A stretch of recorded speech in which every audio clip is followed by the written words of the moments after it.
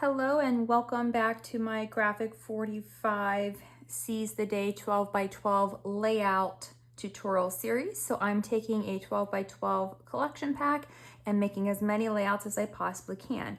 With me in front here, I now have page 6 from the layout that I did previously.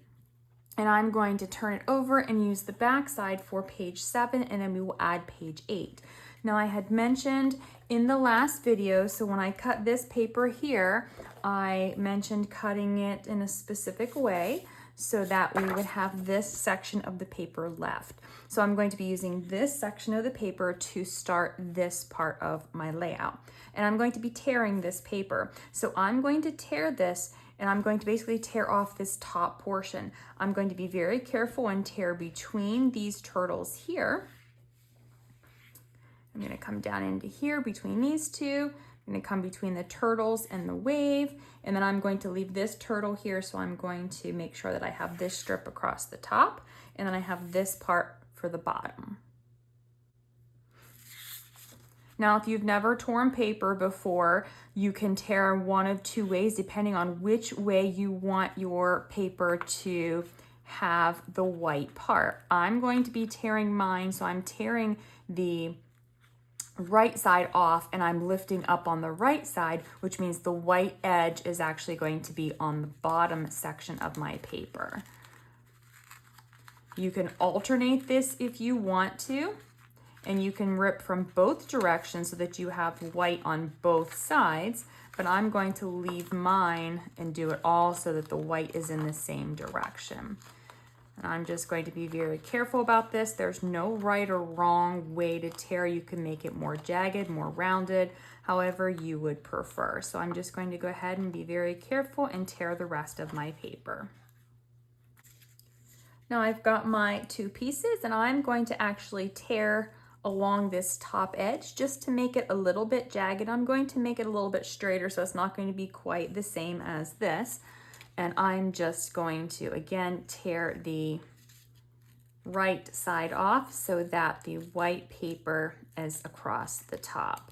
And it's just going to be a little tiny bit of paper like this. And then once I'm done with this, I'm actually going to do the same thing across this bottom edge here. And I'm going to make it a little bit jagged, so I'm not going to do it completely straight. I'm going to bring up a little bit here and just a little bit in here, and so it'll be relatively straight. It's not going to be quite as extreme as this, but it's going to have a little bit taken out in some of these places where you've got just the teal paper. So now I have my two pieces ready. All of the edges are torn. I am going to be inking all of my edges with my Peacock Feathers Distress ink that I have been using. And then I've also taken the bottom section. So there's a top one. I'm taking the bottom one. So I'm including the yellow stripe across the top. So I cut this right up the purple edge of the postage stamp strip to get this piece here. I'm not going to be tearing the edges on this piece, but I am going to be inking the edges of all of these pieces here. And then to prepare my pieces for my photo mats, I have taken my yellow bubble patterns and solids paper and I've cut pieces that are 4 inches by 6 inches. So I've got 3 of those. And then I have 3 white photo mats that are cut to 3 7/8 by 3 3/4 by 5 3/4. I did them a little bit larger. You can do them 3 7/8 if you want. If you have a photo, you don't need to do this. I'm just doing this because I don't have my photos yet. So I am going to be placing these on here and there will be that nice yellow border around the photo mats. And if you have a photo, you can put a white one and then cut your photo smaller, or you can just put your photo there, whatever you prefer. I did ink around those edges and I will be adding these 3 white mats to the center of my yellow mats, and then we'll come back and we'll start assembling the page after I ink all of these pieces. Now I'm going to be starting with my larger piece and I'm going to put it down here towards the bottom, leaving probably about a 1/2 inch from the bottom edge. And then I'm going to take this piece and I'm going to leave a gap. It looks like probably about 3/4 of an inch on this left side. I'll take the other border strip off for just a minute.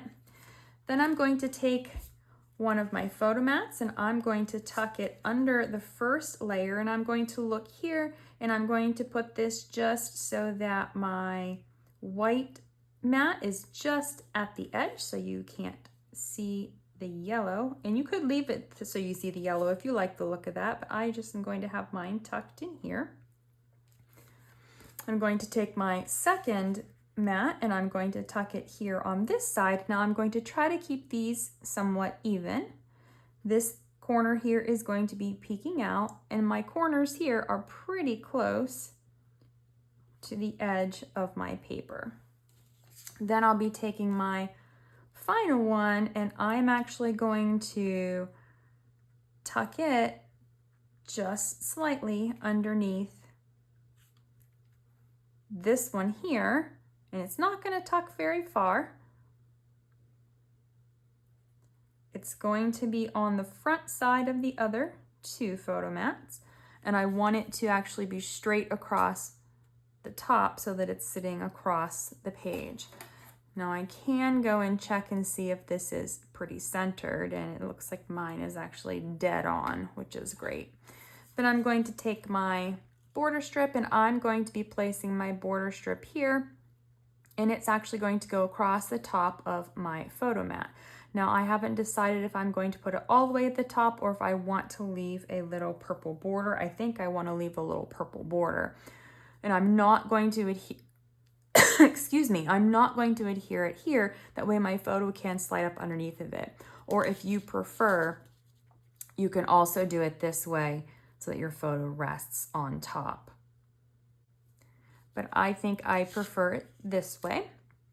So I'm going to do this, leaving that probably about 1/8 of an inch of the purple paper showing at the top. Now to adhere this down, I am going to apply my adhesive down the sides of this piece and across the bottom, maybe half. And then I am going to leave this whole top section open, even the middle section, even though there's nothing tucked in it, because I might end up tucking some embellishments in there later. So I'm just going to leave it open.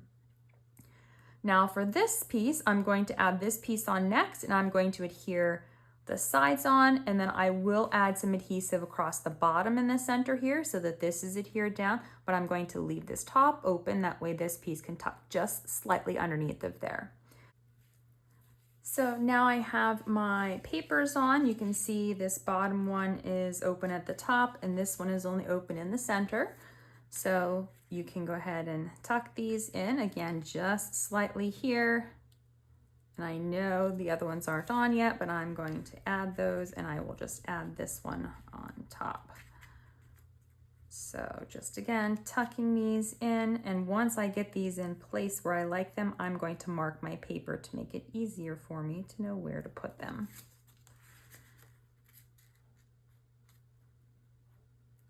So I'm going to start with this one because I like to have just that white showing like I mentioned before. So as soon as I have this one in place, I'll go ahead, I'm going to take this one off for just a second to see if this one looks pretty even overall. And then I'm going to take my pencil and just mark where these corners are. Just small lines, that way I know where to put them. And then this one right back in the center.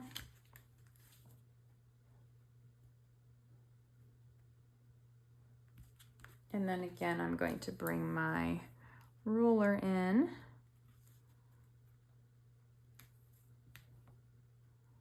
And it's right in the center again. So then I'm just going to draw my little lines around my corner, and then I'm going to go ahead and adhere these down. So again, my center photo is popped up so that the photos can pop up underneath of it. And then I've pulled these up just a little tiny bit as well. It'll give it a little bit of extra dimension. And I think it'll help this to stand out a little bit more. So I wanted it to look again like waves. So that was my idea behind the ripping of the paper. I've taken 2 pieces of chipboard that I'm going to be putting here and here. And then I'm going to take my border strip up here and place it on that chipboard right up here across the top of my page, just like this. Now I'm going to set this page aside and bring in page 8. I'm using the same exact purple background, turned the same exact direction for that continuous look, and I've taken the remaining piece of the yellow bubble patterns and solids paper and I've cut the remaining pieces to 4 inches by 6 inches. I'm going to place one here and one here. Now you could have left this one piece that was 4 inches by 12 inches if you wanted to. I had already had mine cut, otherwise I probably would have left it a continuous piece. But when it's down on the page, it will probably look continuous. And when I ink my edges, I'm probably just going to ink the outer edges and not ink this center edge. Then I'm going to take the third one and place it down here so that it is lined up across that center seam. And then I have my Go With The Flow journaling card, and I'm going to place this up here at the seam as well. And then I've got my 3 white photo mats. They're cut to 3 3/4 by 5 3/4.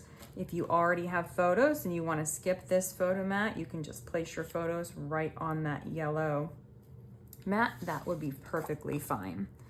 Now I am going to be putting these a little bit closer to the center than I normally would, just so that because there's that double border, it doesn't look quite as wide. And like I mentioned, I'm likely not going to ink that, so you will not see that center seam. And then I'm going to place this one here, just like this. Now I am going to be using the other border strip. So this was the top border strip, so I just made sure to cut it the same way I cut this one. I've cut this across the yellow where the purple border is for the postage stamp piece. And then I'm going to be placing this down here. And I am going to be placing chipboard up here, and I'm going to place a really tiny little piece over here on the end as well to pop that up, just like we did at the top of this page. Now I've got all of these pieces on. I'm going to work on my border. So I've got a piece of chipboard that fits here and then a little tiny piece that fits over here. But the best way to do this is actually to take the chipboard and apply the adhesive to the back of the chipboard. And making sure I have this in the right orientation, I'm going to adhere this to the end over here, and then I'm going to take this little piece and adhere it here to the end on this side. Then I'll add my adhesive to the back side of the chipboard.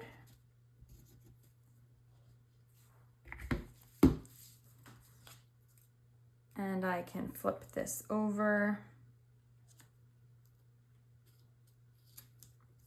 and place it down here on the bottom of my page.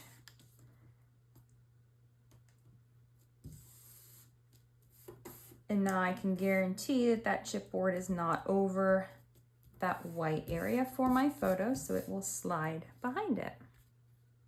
Next, I'm going to take this journaling card and I'm going to first cut so that it's at the red section of this kind of like framed piece, and I'm going to see what this looks like, and I may trim it down to the postage stamp.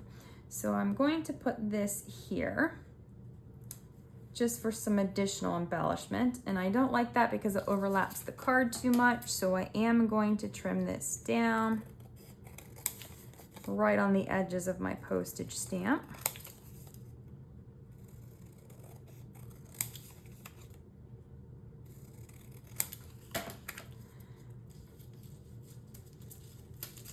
And then this should look better here. There we go, looks a little bit more manageable. So I'm going to turn it sideways just to be consistent with the sideways kind of turn pieces here, just to kind of bring some of that consistency into my layout. And I'm not going to adhere this down. And I'm not going to adhere it down on the page yet because I'm going to add some additional embellishments on both of the pages. So I'm going to start placing some pieces and then we're going to go ahead and start adhering them down. This one will also have some chipboard behind it to pop it up. So I can go ahead and cut a piece now just to pop this up here, just to give it a little bit of dimension. So just like that. There we go. And so I'm going to go ahead and start layering some more pieces.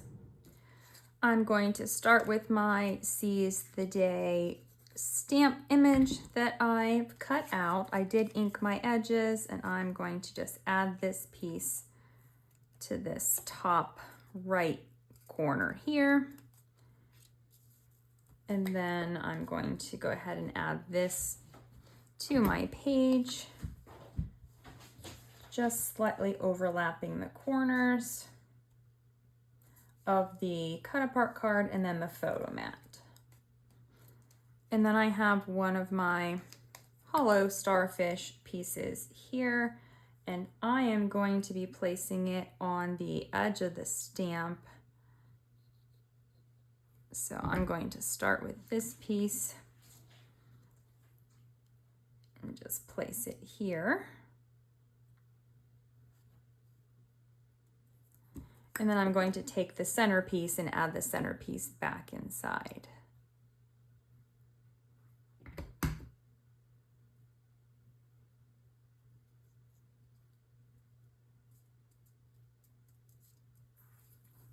Then over here on this page, I have taken the Seize the Day border. Now I had this from the top part of the page here. Whenever I cut this border off, it was on the top section. So I've just taken it and I've cut this from seashell to seashell, and I've cut 2 of them.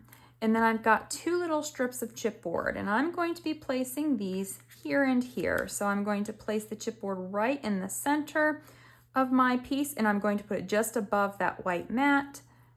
Or it might actually be okay to put above the yellow mat. Yep, I'll put it above the yellow mat. So it's basically going to be at the top of this border strip, and then the photo will be able to slide underneath. And the second piece is going to go here, right in the center there. And then I do have one of my chipboard pieces here that I'm going to be tucking underneath that paper here. And then I've got 2 of my little hollowed out starfish, and I'm going to put one here and one here once those pieces are on the page.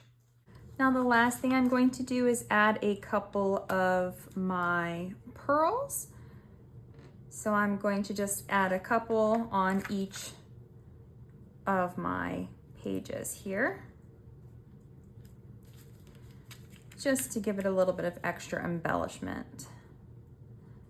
And I like to do clusters of 3, so I'm going to have a cluster of 3 there.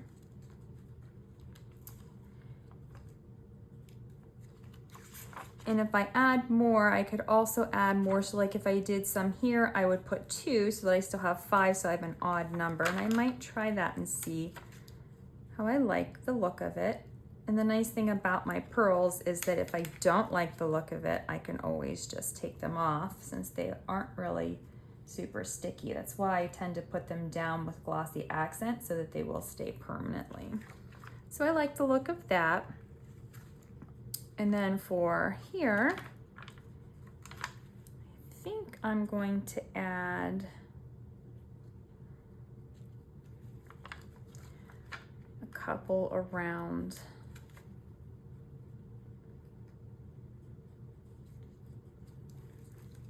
here.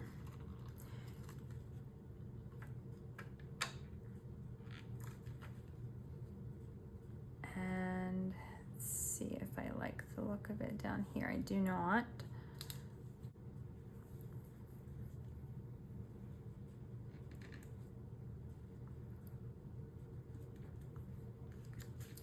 So I've got my 3 over here, and then I'm just going to add 2 on this side. So I'm not going to make them the same pattern and symmetrical. I think I'm going to just add them like this over here. And obviously you can add more if you like the look of more of them. I oftentimes will add them to the centers of my chipboard pieces, but I don't want to do that on this layout. And now I will say that there is a blank spot here. Again, if you've watched any of the previous layout videos, I mentioned that I like to leave some spots so that if you are a person who likes to put titles on your pages, you have room for a title here. You could also put a title down here and cover up the border, or you could put a title here and cover up some of this paper. But there is the option of being able to place a border or some journaling on here if you would prefer that too. But this is where I am going to leave my layout. So we are finished with pages 7 and 8 if you are following along in the series. And then we are going to go ahead and do 9 and 10 in the next one. And we will use the back side of this page to start that process. So I hope you will join me in the next video.